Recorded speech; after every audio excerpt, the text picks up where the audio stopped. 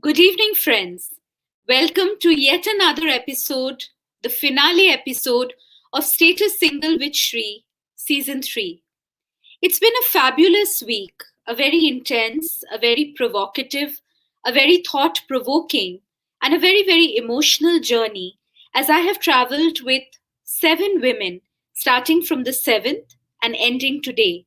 7 spectacular community members of Status Single, which is India's first and only community for urban single women. As you know, and as I keep probably reiterating during every show, that we are right now 74.1 million single women. 39% of the country's population is now single, which is the highest ever number of single women in this country. And yet, days like Valentine's Day and the hard sell of heteronormative couplehood makes one feel that, if you haven't found a partner, a boyfriend, and if you aren't a girlfriend on Valentine's Day, you are unlucky. If your marriage has not worked out, most often than not, it's the women who are blamed for the failure of that marriage. Even a cheating, straying husband, it's always the woman's fault that her husband lost interest in her sexually, physically, or, sometimes both, and even mentally, which is very important for a relationship to survive. Also, if a woman has is a widow, even that sometimes is blamed to her manglik status. Oh, she killed her husband, or it's because of her upshagun, that her husband died. Senior single women are often, those who are child free or have been with grown up children. Always they are made to feel their old age is a curse. There's so much of, I think, again, hard sell of youth and, this fear of aging alone that is embedded in women culturally and societally, that women sometimes even stick on in dysfunctional abusive marriages because they feel that, it's what will happen to me in my old age. Yeah, my child, my daughter, my son will get married and go, but if my husband leaves me, then what is my option?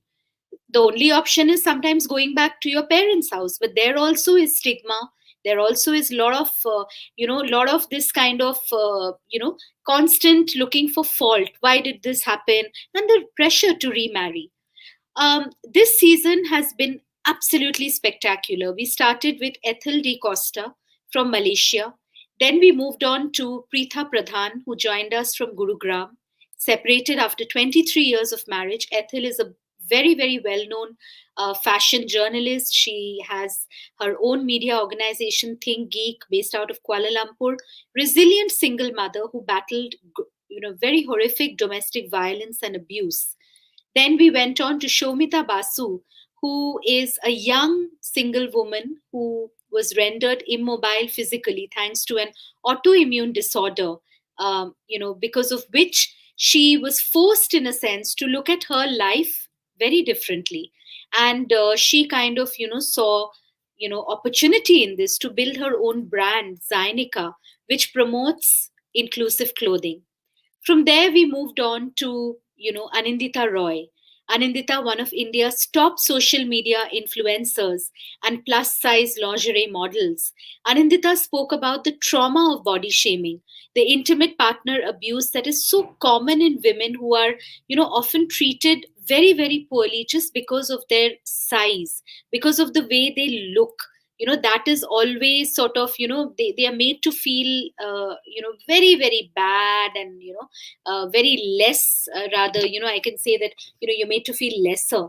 Then we had the incredible Wong, who is one of India's top restaurateurs. Doma, who was abandoned by her husband after some years of marriage with two young children, and how she has built up a veritable F&B empire in India, making Kolkata's name proud. We also had internationally award winning journalist Shohini Chattopadhyay, who spoke about caregiving, who spoke about being the only child who is a primary caregiver to her aging parents. Her father has undergone a liver transplant a couple of years ago, where her mother was the donor, and her bedridden grandfather, paternal grandfather, lives with them. So Shohini has a lot of responsibilities. She has also tended to her grandmother, who passed away when her father was going through the operation from cancer. Today, we have a spectacular guest who is our finale guest, Gail Johnson, who joins me all the way from UK. Gail's story, like so many women in my community, is one of rising from the ashes like a phoenix.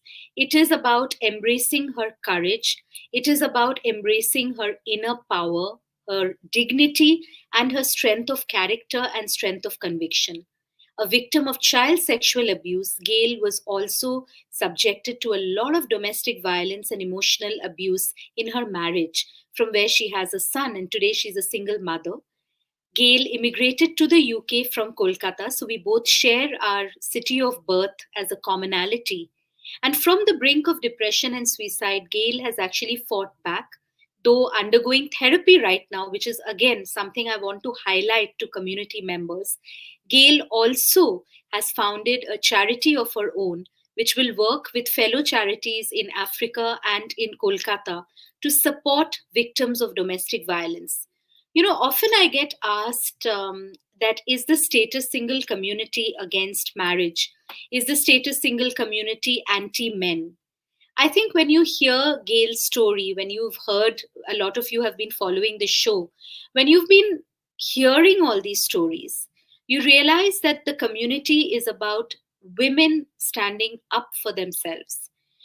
Because of this show, so many married women have been reaching out to me saying, admitting, owning up to the cracks in their marriage, and wanting inspiration, wanting us to connect them with lawyers, with women's rights activists, with police, with financial planning experts, with custody sharing arrangements, sometimes even with job placement agencies, because they feel empowered listening to these stories to live by themselves with dignity and courage. I would like to welcome Gail on screen and engage in our finale episode all the way from London. Hi, Gail. Good evening.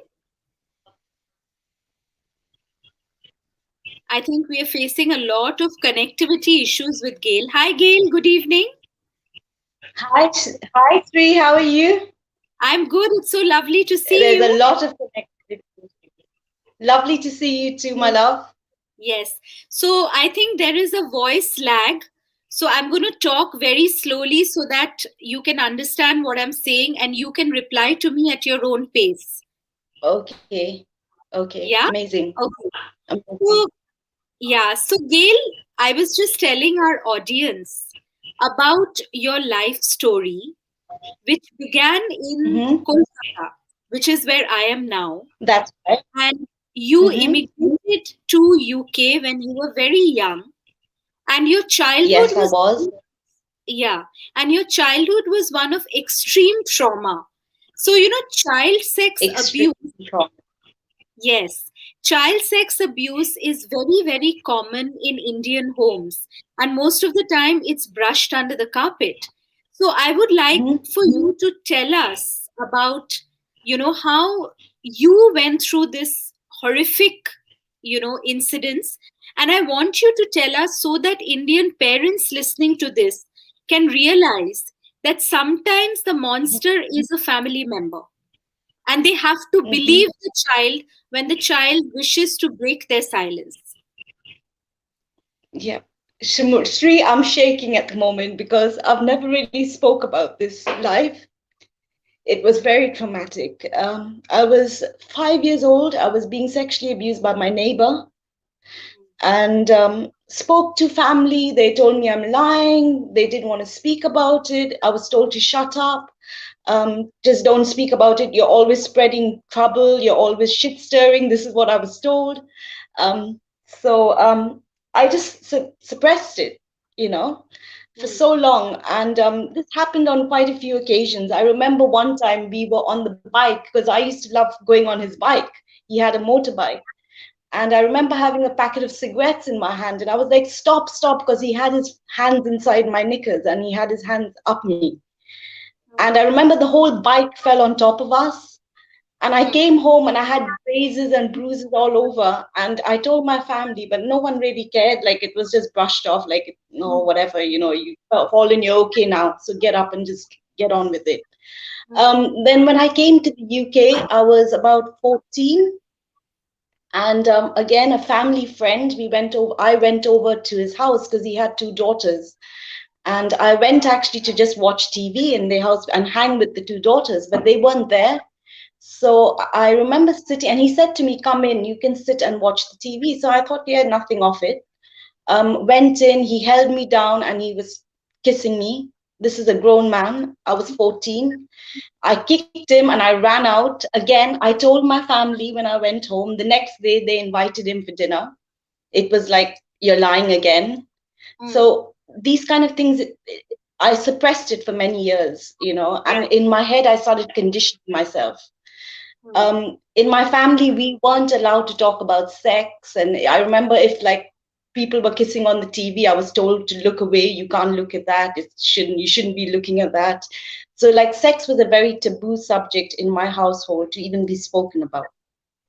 Um, but I was a very I had a lot of gumption, I was very tenacious from a very young age. I used to like stand up and I'm like, no, but this is what happened to me. Y'all need to hear.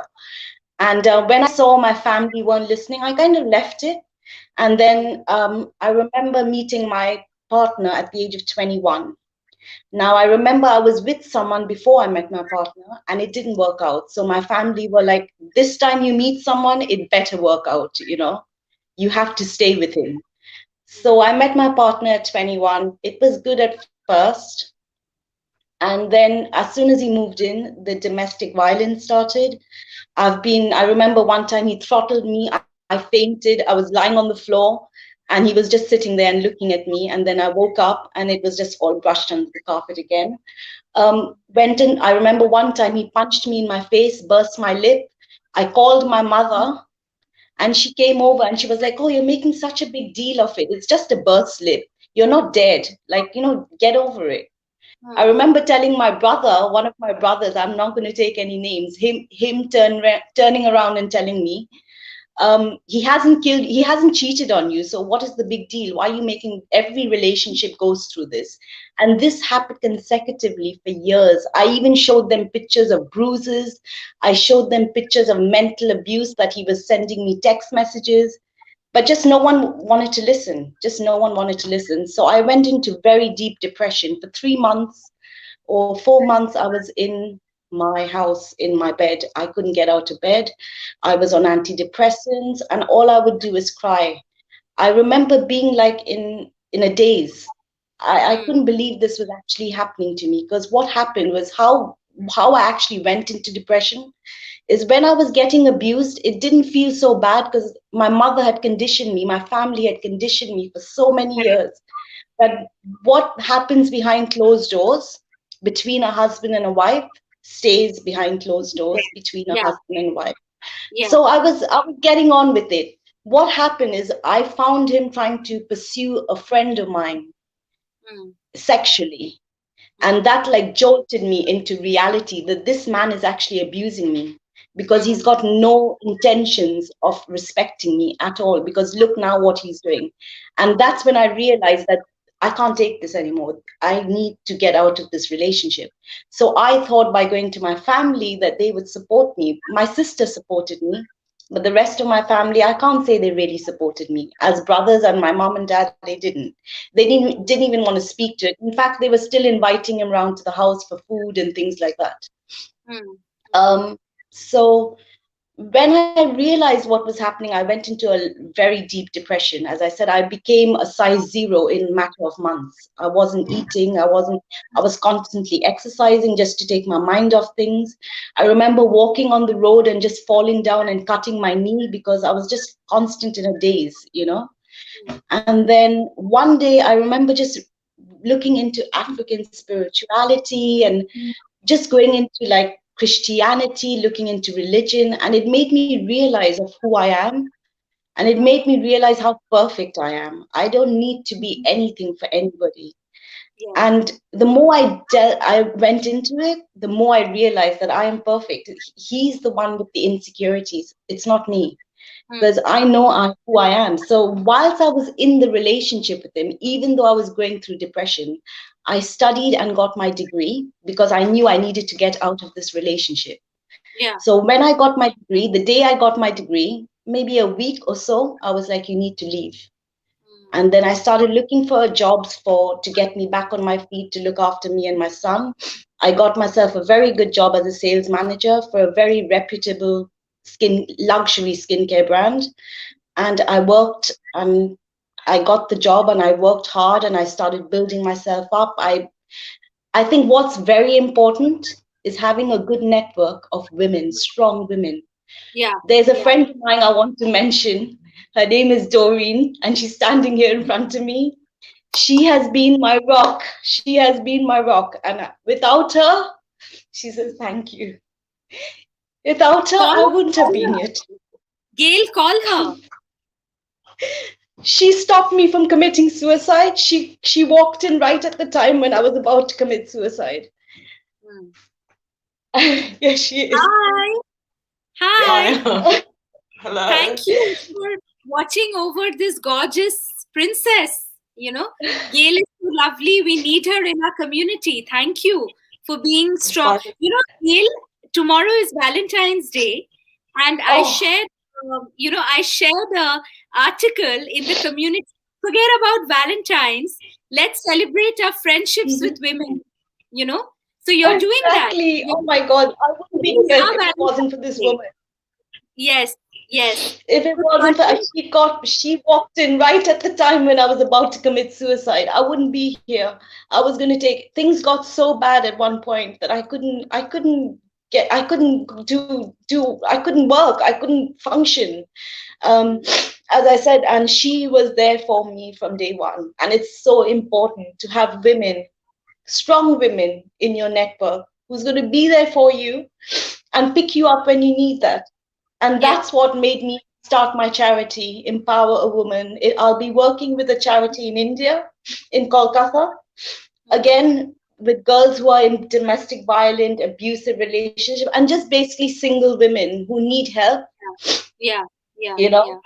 And I'll be working with a charity in Uganda as well, again, Right. helping girls who are just single, who need help in domestic violent relationships, who are going through sexual abuse, gender mutilation, things like this that sometimes you think your family's there, but they're not. It's your They're not. friends who are your family, you Gail, know? I think you have mentioned such an important point about families conditioning their girls to withstand Mm-hmm. abuse with a zip on their lips. You know, Mm-hmm. and this is what I think is the problem with the patriarchy, how mothers tell their daughters that, so what if he's giving you a slap, what's the big Yeah, deal, or so what yeah, if yeah. he is being rough during sex, so what, A man has every right to demand any kind of sex he wants from his partner. You're his wife. You have to give him children. You have to have sex with him. You have to Sri, tolerate. Sri, I just want to cut you. Even that, I was so innocent to this whole thing. Whilst I was in my relationship, I didn't realize that I was actually being raped. There were so many occasions where sex was forced on me without my consent. But in my head, I was so conditioned. I was like, this is the norm. He's my husband. We live together. If he wants it, I give it. Because I didn't know, it's only after I got out of the relationship and started speaking to other women, they were like, no, that's rape. If you didn't give consent and he forced himself on you, that is rape. But where I was so cocooned in my family, I was so conditioned in my family that I didn't even know these things existed in marriages. I just thought you get married, if your husband wants sex, you give it to him. I didn't actually think that when you're in a marriage, you can actually be raped. So Yeah. this was happening on many occasions. I mean, we were together 20 years, so this happened on many, many occasions. And it's only now that where I am now, I actually think, oh my God, that's what was happening to me. Because I didn't know that was happening to me. And that's why I'm so passionate about my charity, and I'm so passionate about helping women, especially from like places like Africa and India, because they have not got that support of their elders, because these kind of things are very taboo. People don't want to talk about that. And I Yeah. just want to help as many women, even just talking to them on the phone, just help and touch as many women and just let them know there's women who's been through it, but you don't have to be there. You can better your life. In fact, now my life is amazing. I love my life, so you don't have to be there stagnant. You can make a difference in your own life. It's what you choose. Absolutely. I have been talking and doing a fair bit of activism around marital rape in India. Because I must tell you this story, Gail. In 2014, I wrote my Mm-hmm. best-selling book of non-fiction, Sita's Curse, The Language of Desire, which is considered to be India's first feminist erotica, And the story of Sita's Curse came from a young woman from Jaipur, which is in northern part of India, who reached out to me, and she had been married to a man who was almost 30 years older to her when she was Wow. only 16 years old. Yes. Oh, And wow. the guy used to suffer from erectile dysfunction. You know, he basically, I mean, in very unparliamentary terms, he couldn't get it up. And, he had a sustaining problem. He used to have premature ejaculation and never went to a doctor, but instead, what he did is he used to be kinky. He would want to, perform all sorts of very, very painful acts on the wife and raped her every night. Then the story doesn't end there.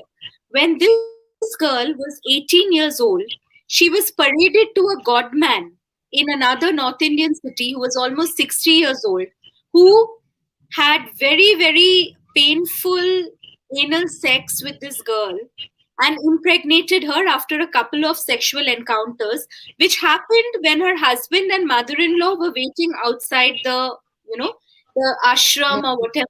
So, all these stories that we hear in India of these sexually abusive godmen, these Asaram Bapu, Nityananda, all these people, this is true. So this girl, she had reached out to me because she was reading the kind of books I was writing, my thoughts, and she wanted to be connected with an NGO who would help her fight her legal battle. Because see, she had been married at 16, she hardly had an education, and she had become a mother by the age of 21. So her son was almost 9 or 10 years old. She had no income, nothing. She was completely dependent on that monster of a man and his abusive, exploitative, cruel family. Rather, I would say criminal family, not cruel family. And let me tell you, Gail, that over the last, 7 8 years now, I have been helping Neeti. It is not her real name. I cannot use a real name without her consent. And today she has come out of that marriage. She is fighting. Amazing. Yeah, she's fighting a legal battle to get full custody of her son. And many times I have told her that why don't you expose your in-laws, just put them to the cops for what they have done to you. But you see, in India, Gail, marital rape is not a criminal offense, because This is it. the But the thing Supreme. is, that even though I was in the UK, but the mindsets of these people that I was with, the way they conditioned their mindsets, they thought it was fine. Yeah. So even I thought it was fine for so many years, till only after speaking to other women, they're like, no, that's rape. And I didn't even know I was being raped. Mm. So I totally understand. Go ahead. Sorry to cut you, Shree. No, no, not at all, not at all. So, even in India, what happens is that the Supreme Court is pussyfooting around marital rape, saying that providing pleasure or sex is the duty of the wife. I mean, she has to be, as you said, available 24/7 for any kind of sex that the guy is wanting to have. So basically, Mm-hmm. I personally feel that, I'm so happy that you've put the conversation about marital rape on the table. Because as a woman who was once married, maybe you can tell Exactly. us about how, women don't realize that a wife can also say no. It's not only girlfriends who can say no, or lovers or mistresses who can say The no. thing is, Even wives but can the say thing is, no. what happens when the woman does say no and the man forces himself, and then she goes to people who she thinks who has got her back, and they're the ones who are like, no, but it's normal.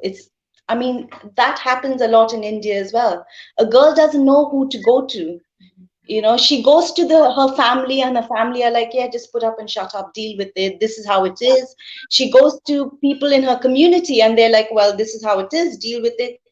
And I find that that needs to be broken. Women need to be educated about what sex abuse is, what marital rape is.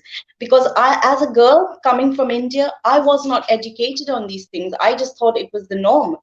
It's Yeah, only after coming out of my relationship did I actually realize what was happening to me and what had happened to me for so many years. yeah, And I think that's so important, is educating our women back home and in yeah, Africa as well, because I know there's a lot of women in Africa going through the same thing, that yeah, this is not the norm. You don't have to suffer. There are people out there who want to help you. There yeah, are people who out there who will take you to the right channels to see that we can prosecute this person. And that's my main aim. That's what I want to achieve in life, as touch as many, help as many women mm. as I possibly can. You know? And Gail, I also feel one thing very strongly, which is, one often talks about single women, but in the Mm, last 1 week, you won't believe how many membership requests I have received from mhm, married women in India who are reaching out to me, and they are saying that, can we join status single community? So when I'm telling them, no, this is a community for urban single women. I mean, this is not a community for married women. They are writing into me mhm, saying, Shri, we are single in our mhm, marriages. We are unhappy. We are sexually unfulfilled. We are, being victims of marital rape, domestic abuse, sometimes mental torture, severe loneliness. There is absolutely no mhm, mental, emotional, physical connection with the husband. But because they are not financially strong, or because they don't have the self confidence, or the support of the entire family, they are not able to break free. So, I'm really happy that you're yeah, talking about how families in India actually suppress their daughter's voice. You face that. You were yes, telling me they about do. your mother.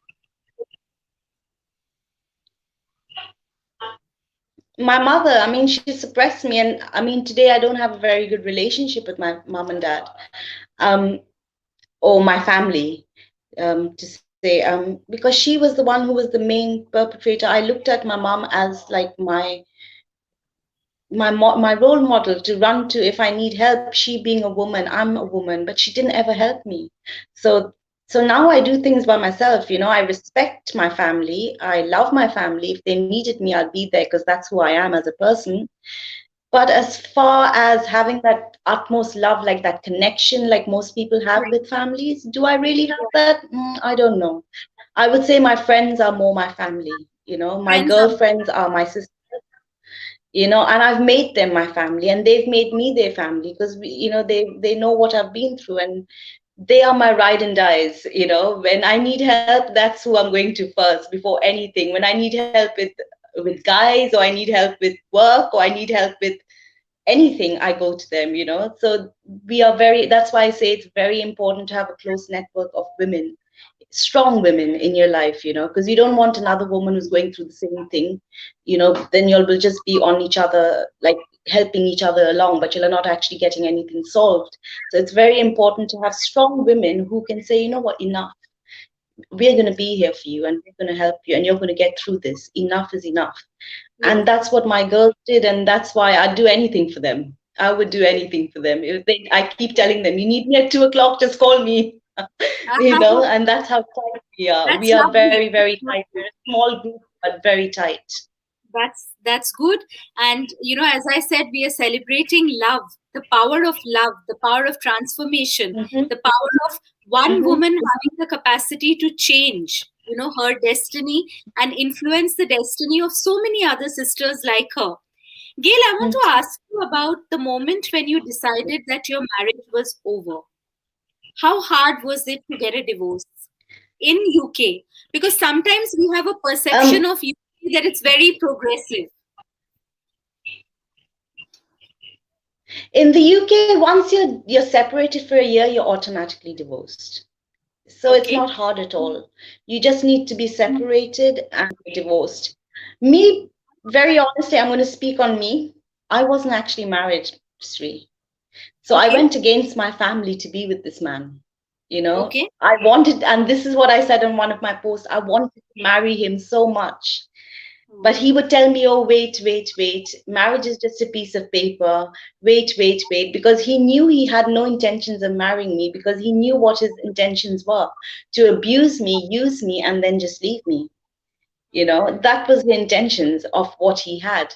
And when he got the opportunity to do that, I caught him. That's what he was doing. He was pursuing someone else. And as I said, it's a lot more graphic than some of the things he did and said to me, that it really mentally affected me, about my physicality, how I looked, my color of my skin, that my skin is too dark, just loads of things like that. And it really affected me mentally. Um, but as I said, once we were divorced, once we were separated for 1 year, I automatically got full custody of my son, because my son was living with me.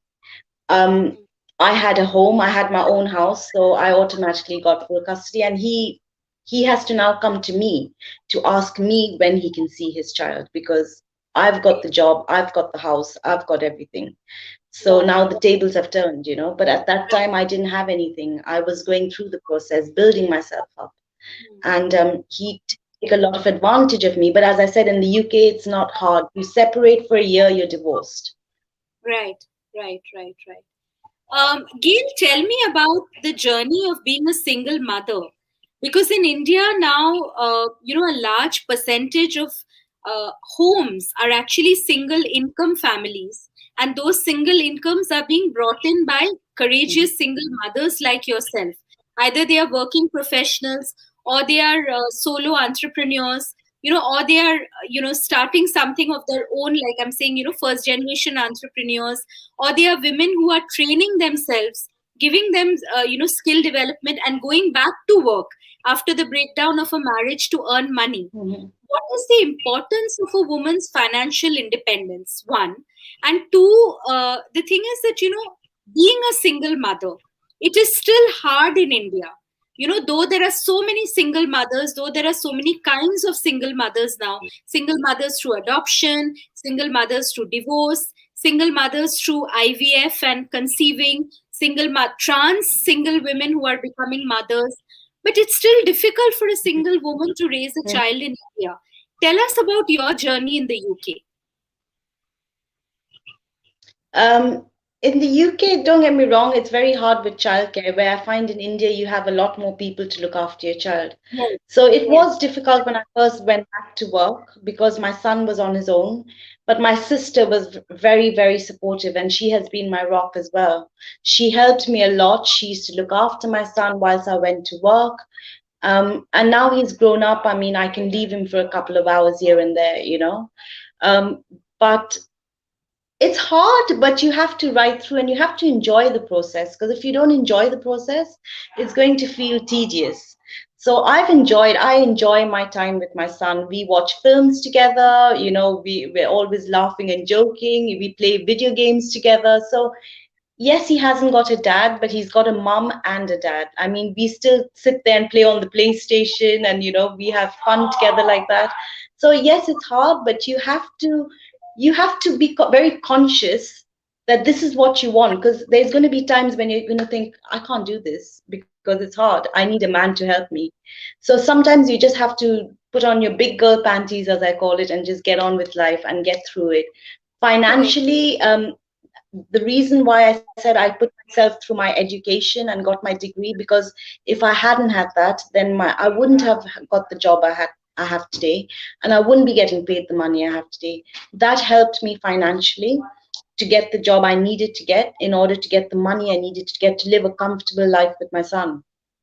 Mm. So I think financially, you also do get a lot of help from the government as a single mother. Yeah. If you're a single mother on a very low income, or you are um, not working because of certain like reasons, you've got other children you have to look after who are very young, and you can't go to work, the government does help you, but obviously your life is not going to be the way you want it. It's going to be very minimal, you Yeah. know. Um, but yes, it's hard. But I think in every country that it's got its pros and its cons. In India, I'm sure it's got its pros and its cons, and the same like in the UK. We have our pros and our cons, Yeah. Yeah. being a single mom. I also feel, Gail, that while of course we do have grandparents in India, Can you hear you me? know, yeah, I can hear you. I can hear you. I can hear you. So in India, we do have grandparents. Then we, a lot of the urban middle class, we can, afford Mhm. house help to look after our children, nannies. Now most offices are having creches also, which are paid by the employer. Maternity leave has got extended. Many companies are giving paternity leave. But raising a child, even now, women are struggling to get a passport with just the one name of the mother. Even now children are bullied in school saying, who is your father, what is the father's identity? So the father's identity is a very very important part of a child's life in India. And because you co-parent your son with your former Mhm. partner, I would call him that. How Mhm. is, because I also want to talk about co-parenting. When women tell me, oh, we didn't break out of a marriage because of the child, that's not true. Because sometimes you can have a very healthy co-parenting equation with a husband who becomes a friend, a partner, or just a equal distributor of the load. you know so that, I think, is very important to talk about. The system of co-parenting, which according to me, if implemented in its entirety, is much better than two parents who are fighting, abusing each other, or there's a silent cold war going on. It's not healthy for the child. Mhm. I mean, with me and my ex, we co-parent our son. I mean, Theo goes on 2 holidays sometimes a year. Like he might go with his dad somewhere, and then I plan to take him somewhere. So he does have a good, reasonably good life.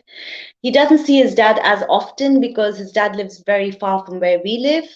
And he has to go to school and things like that. So he can't just go over and stay Monday to Friday at his dad's and then come back, and he has to stay with me.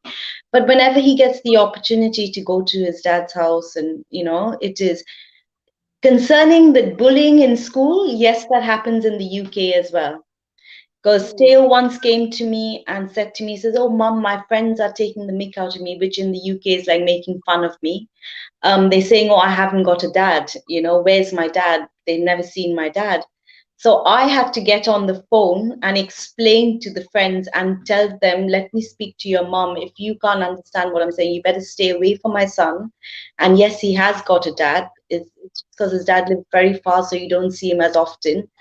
And then when I explained to the kids, like, he goes, "Oh, did Tails' dad leave you?" I said, "No, no, no. I left Tails' dad just to put you straight, because these kids in this country are very advanced. They're so advanced."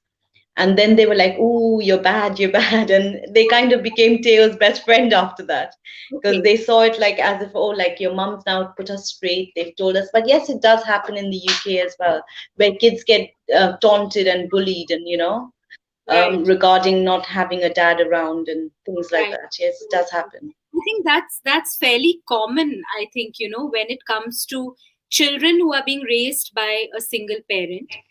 I want to now reach out to you, Gail, with one more question, which is on therapy.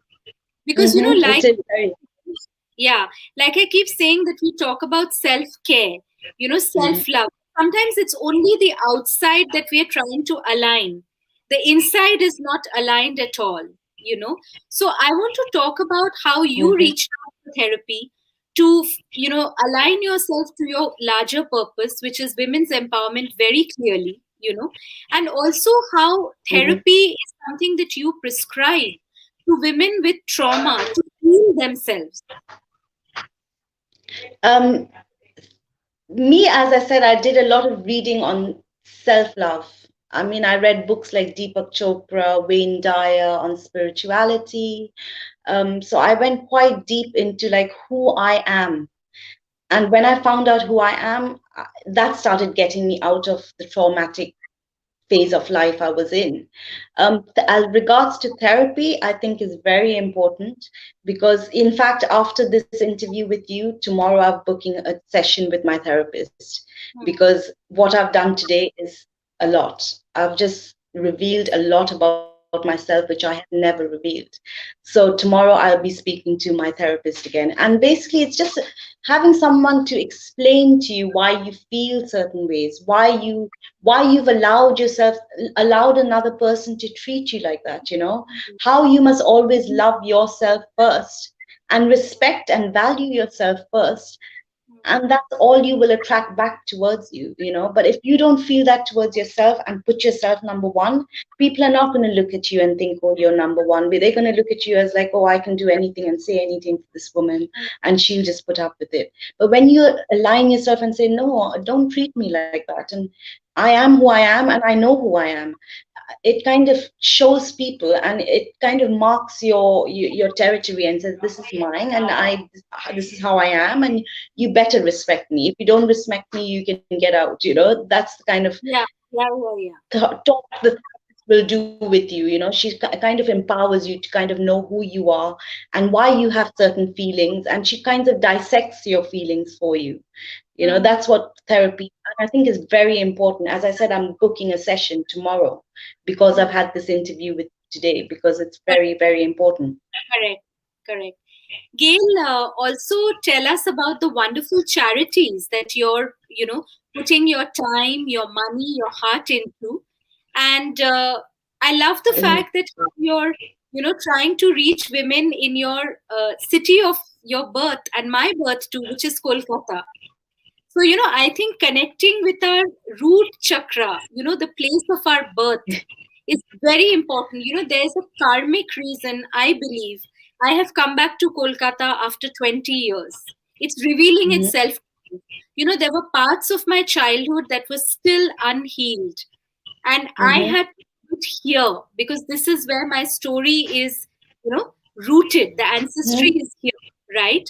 So tell me Mhm. about, this wonderful NGO, this magnum opus of your life, like I call it, that you have embarked on. And what are your plans for your NGO? And how are you thinking of getting Indian women and ethnic women involved? So basically, I'm working with Women of Worth. Kavita, who is the founder of Women of Worth, should be actually on the chat as well. I can't Hmm. see who's on the chat, but she did say to me, I mean, I've been speaking to her, that she's going to be there. Women of Worth is helping women empower with education, helping them with counseling sessions, helping them with like basic needs like food during this pandemic as well. Yeah. It's going to help them with things like just having someone there if you need them. So it's for any woman. It's not only for women who have been through domestic violence. So it's for women and girls of any age. You go to them and they will help you. So that's one of the charities which I'm working, and I'm speaking to Kavita. As I said, Kavita is the founder of Women of Worth, and she did promise me that she would be on here. I'm not sure if she is.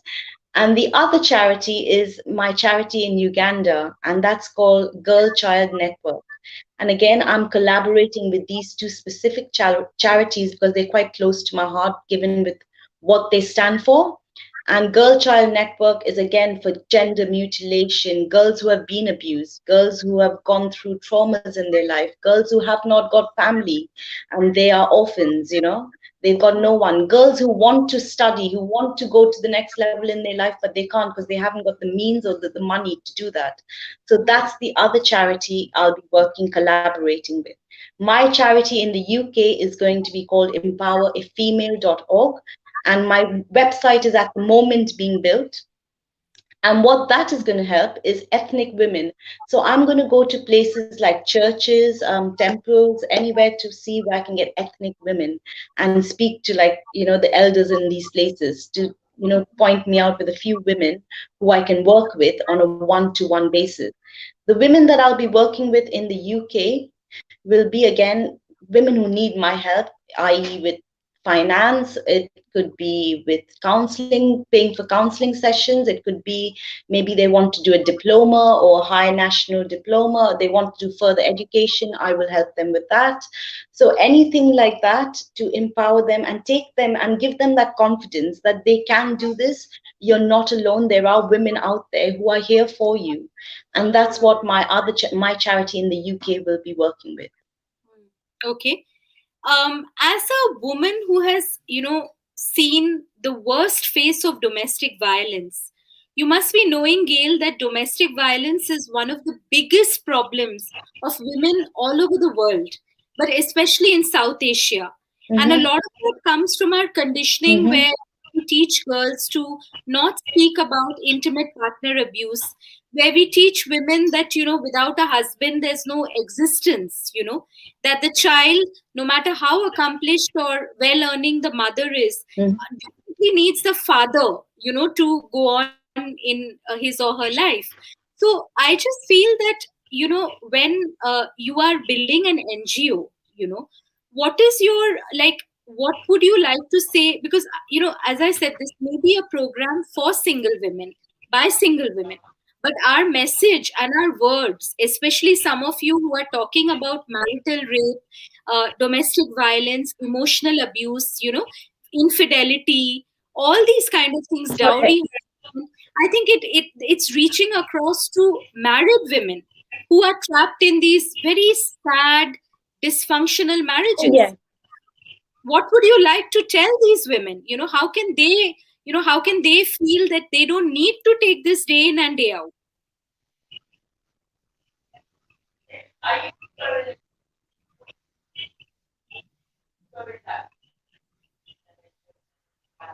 First and foremost, what I could tell them everything I possibly have been through, but as an individual, the woman has to want to make that change. You can sit there and talk to a woman who's going through domestic violence at home or abuse till you're blue in the face. If she does not want to leave, no matter what you say, she will not leave. What I plan to do with my charity in the UK is eventually work on all platforms, not just with single women, work with women who are married as well. Because there's, as you said, there's a lot of women who are in marriages who are very unhappy and they don't know where to turn to. The reason why I'm working with ethnic women is because ethnic women in the UK haven't got that much support. I mean, there's loads of charities to help with Caucasian women, but with us ethnic women, there's not a lot. So that's why I wanted to work with ethnic women. But as I said, you can sit there, I can explain to them what my story is, and I basically, the way I see it is showing them love, and that there is someone out there to love you. And you know what? You love yourself first. You need to really love yourself. Look inside before you look outside. Go deep inside of who you are. That's what I would like to tell them. Know who you are, because you are a goddess. You are amazing. You are perfect in every way. There's nothing wrong with you. It's because your mind has been conditioned in such a way you've started to feel that I'm not good enough, but you are perfect, you are well rooted, and you're good, and you've got everything for you. So I would like to give them that confidence, but as I said, I can sit and talk to a woman for however long, and I will do that. I will be talking to them for however long I need to, depending on each different case. But it has to be the individual to actually make that choice to leave that situation or to leave that marriage. You can give them all the advice. I could be one of the best therapists in the world, but unless they choose to do that, you can't. All you can do is support them Yeah. and tell them there's support out there and we are here to help them. Yeah. Gail, what was the point for you when you snapped your marriage? What made you walk out after so many years of abuse?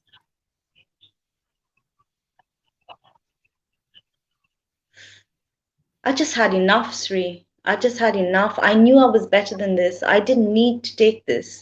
Before I met him, I was a very tenacious, gutsy girl, I remember when I was a teenager, I was a very gutsy girl. I was like a tomboy, So, and then he kind of broke those barriers down for me. He made me so submissive and he made me so meek and feeble, like I was scared to even say some things. Sometimes he would just jump down my throat.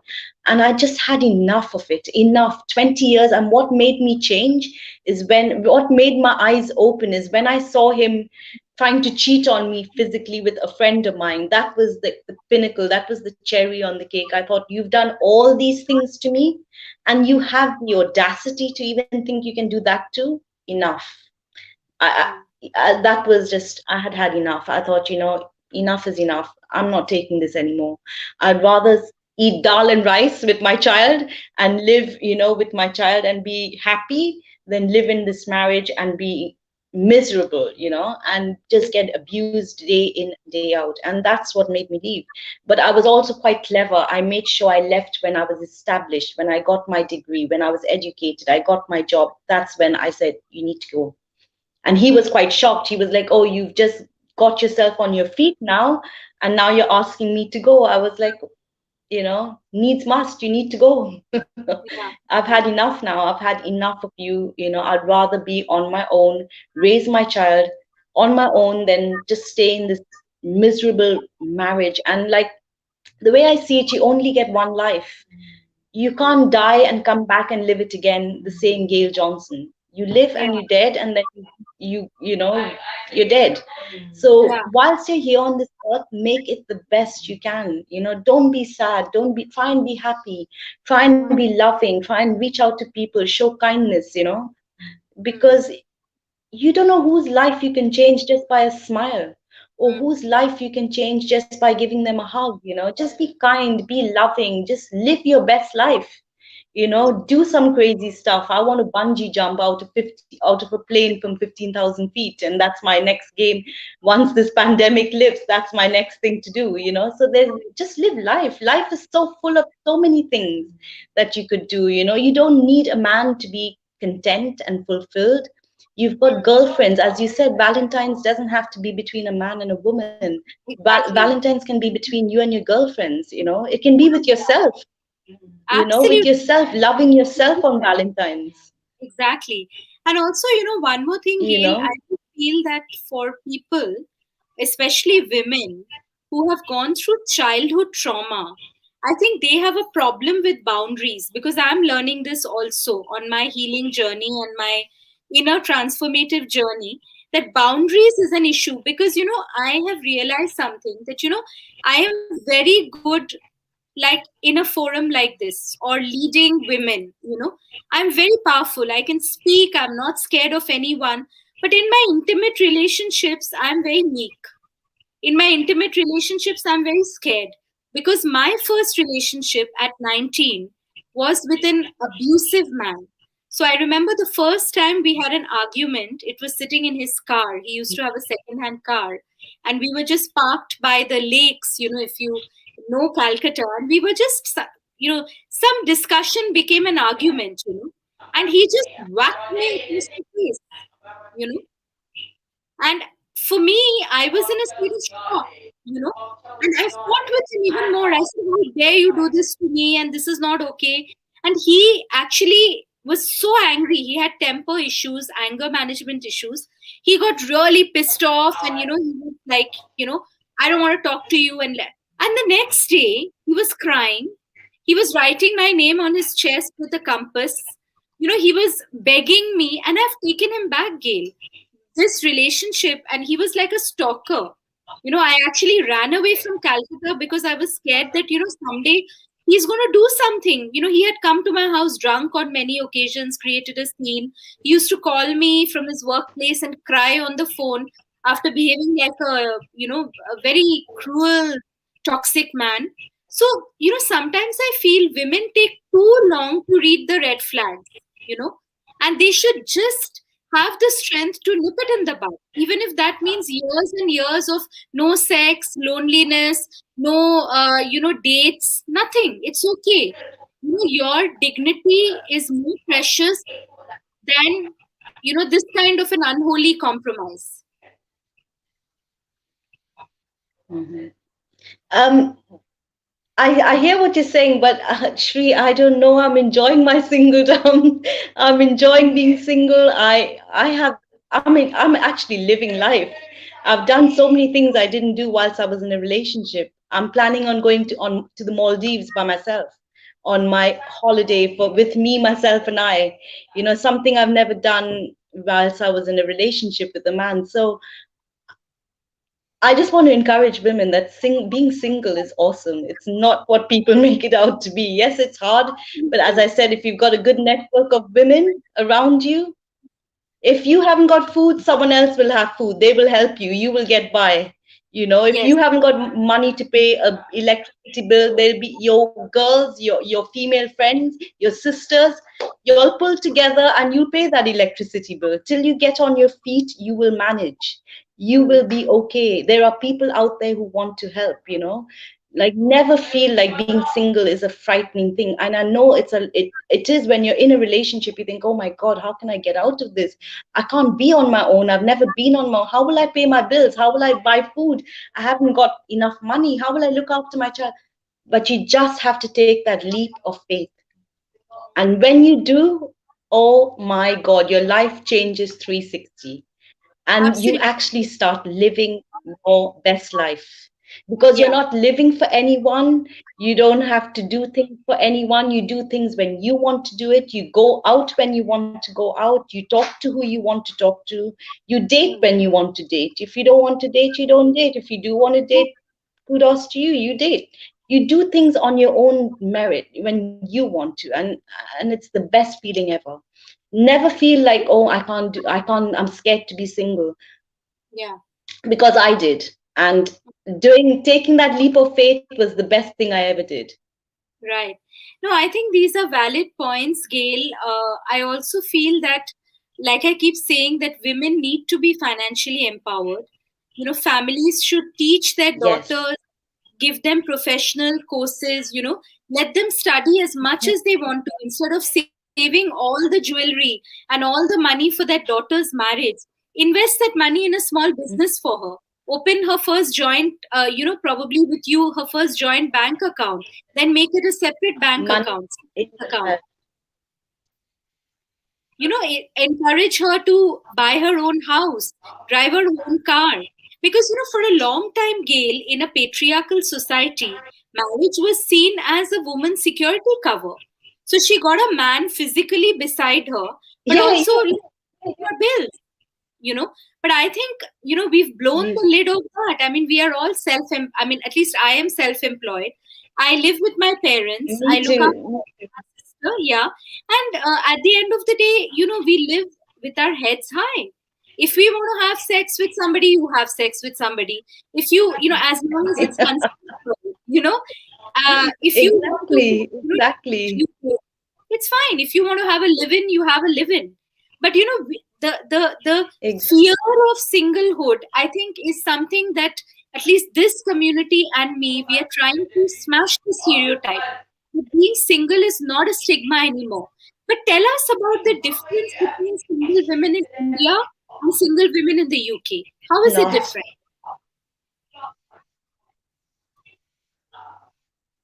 Oh, single women in the UK are very liberated. They're doing the most, you know. They're not like the girls in India. They're not sitting there thinking, oh gosh, I'm single. I don't know what the women are like in India. But in the UK, the girls are like, oh, come on, pandemic. You need to go because we need to go out clubbing, you know. We need to find ourselves a man. They're on Tinder. They're looking for guys. They're very liberal in this country. In this country, being single is no big deal. It's like Hmm. you're single. You know, it's And not a do you big get deal. And government because the support? women are very, very supportive of each other Okay. But do you get in any this country, government support for being single? Is there it government support? depends.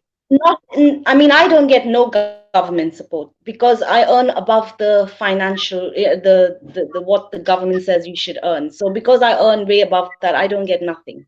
But if you come from a very low income family, or you've got very low income, or you work part time, yes, the government does help you with like your bills and things like that. So as I said, you won't be able to go on holidays and things like that, but you can pay your bills and you'll have food on your table and your bills and you have a roof over your head. So you have the basics, but you might not be able to live a luxurious life, you know, but you get by.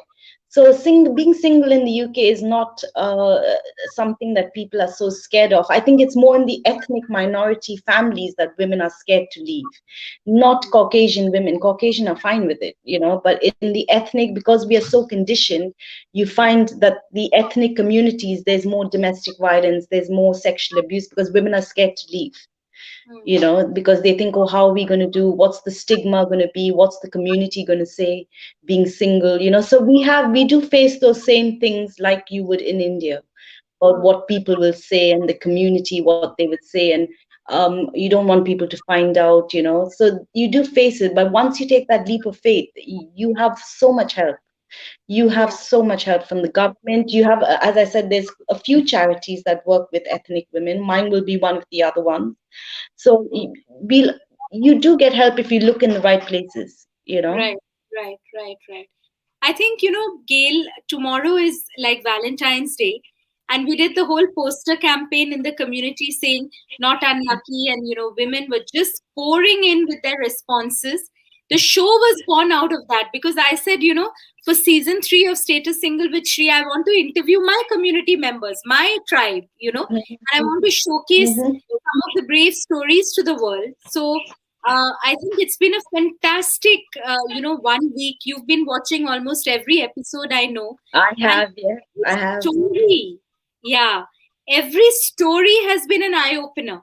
Every story is a trailblazer, right? Hmm. It has been, yes. Yes. So, as I say that, invest power into your friendships, build up community networks like ours so that, a Hmm. woman does not feel, oh my God, what am I going to do if I'm single? What am I going to do if, I have nobody else? How will my children live without a Yes. father?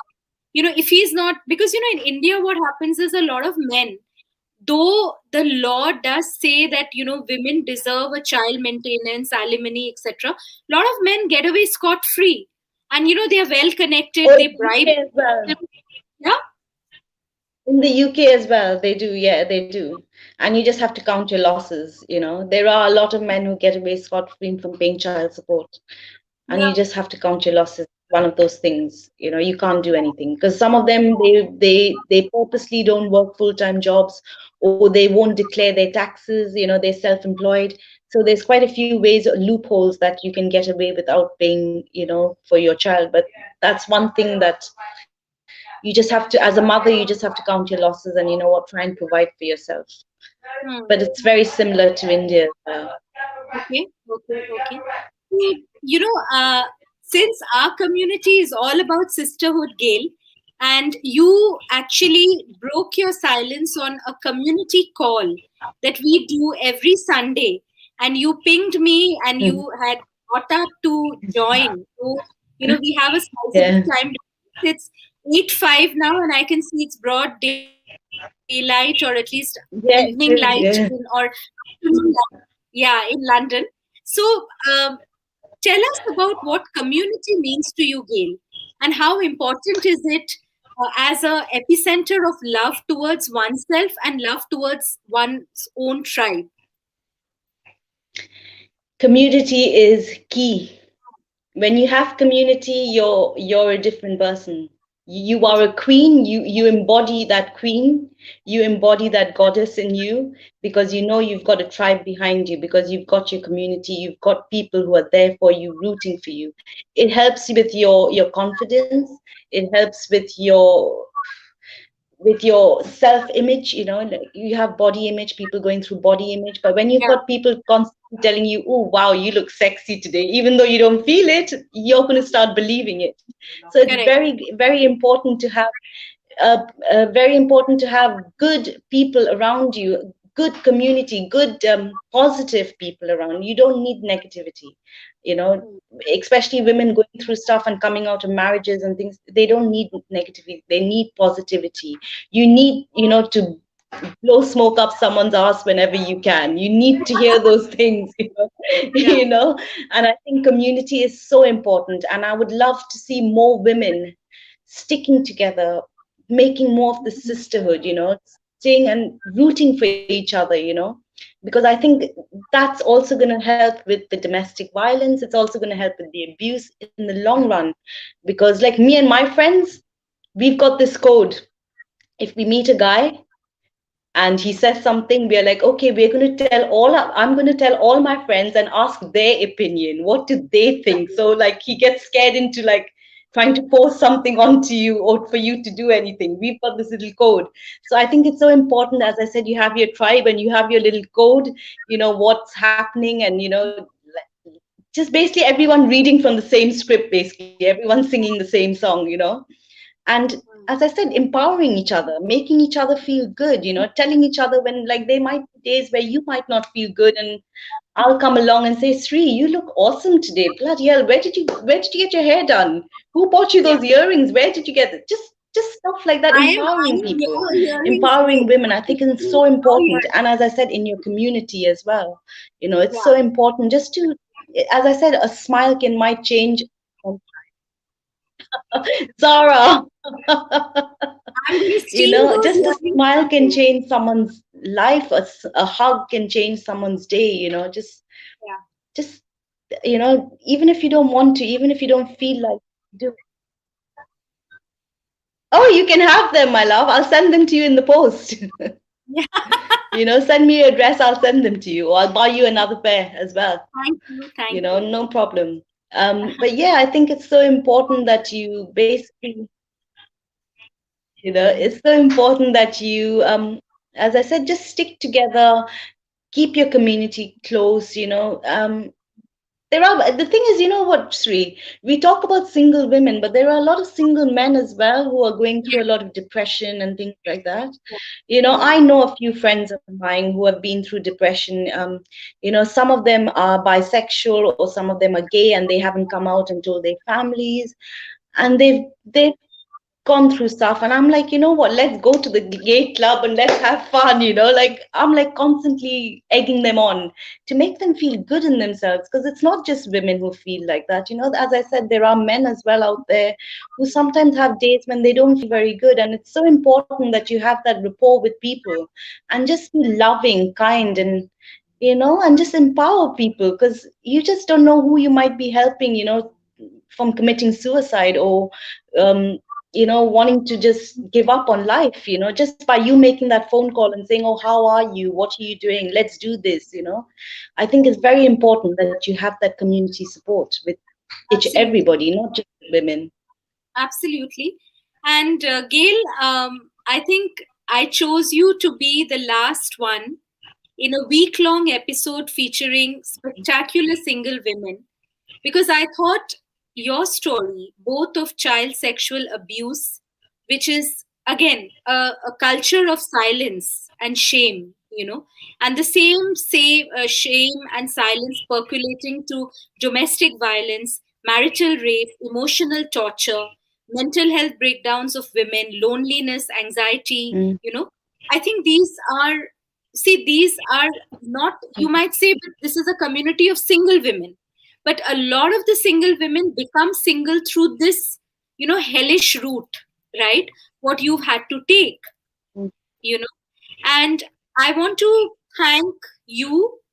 I want to thank all the other women, the 6 women.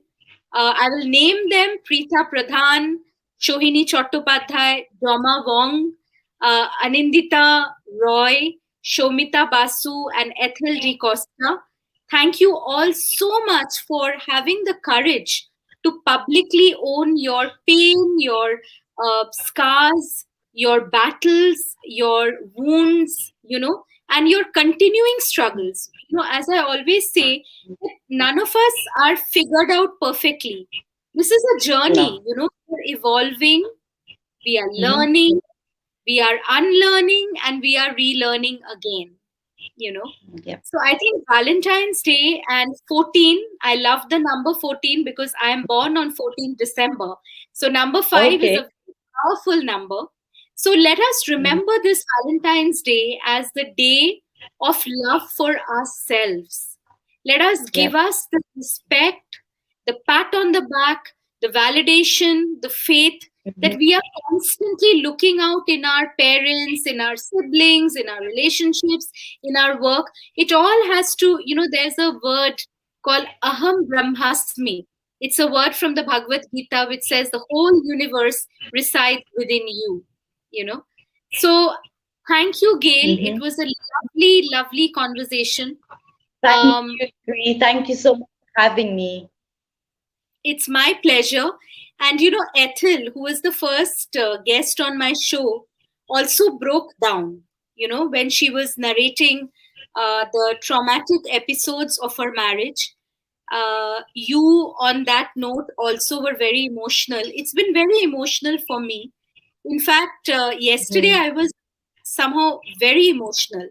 And I also have to thank Gaurav, who manages all our back end tech. Gaurav, without you, this show would not have gone on air. So, my Thank you love, for. gratitude to you. Thank you, Gaurav, from all of us at Status Single. Thank you to our designer in Bangalore, Chiranjit Poddar, who designs the wonderful creatives that all of us share, and we put it up on social media. And all this work is voluntary and from our hearts. We are just a community of cheerleaders for each other. So, on that spirit, and saluting all the single women of this show, of my community, and patting myself on the back and showing some self Mhm. love, I want to wish all of you a very, very, very happy Singles Valentine's Day. Look after yourself, Yeah. encourage yourself, and pick yourself Mhm. up from the ashes like all the women on the show, and like Gail has shown. It is possible. It is It possible. is. It is. Yeah, it's a leap of faith, but it is definitely Mm-hmm. possible. Hopefully, I hope to bring you another season of Status Single with Shree next month, where perhaps we will be looking at single men. As Gail said, there are a lot of single men who are also going through marital breakdowns, depression, problems of single parenting, financial burdens. Also, I want to get into Mm-hmm. masculinity. I want to look at masculinity vis a vis femininity, and we need both these forces to come together if the world has to be a better place. All right. So, on that note, Gail, Mm-hmm. thank you once again, and good night, Thank good you, evening. Shree. Thank you so much for having me, my love. Thank you. Bye Take care. bye. Bye. Thank you. Take Thank care. you. Bye Take bye. care. Bye. Bye, everyone. Take care. Thank you for watching us for the whole season of Status Single with Shree Season 3. All our videos are up on YouTube on my channel, Shrimoy Kundu. Please subscribe. And of course, Facebook, I know loads of people follow me here. So, my public profile page, my personal page, Shrimoy Kundu. And if any of you are single or want to recommend single women to our community, then the place to find us is Status Single, which is our community Facebook page. Keep the conversations going, keep the addas going, keep the sisterhood strong. No matter what forces come our way, united we stand, divided we fall. And as the great Nobel laureate Rabindranath Tagore said in a song that is after my own heart, If nobody hears your cries, have the strength to walk alone, my friend. On that note, have a great weekend and good evening.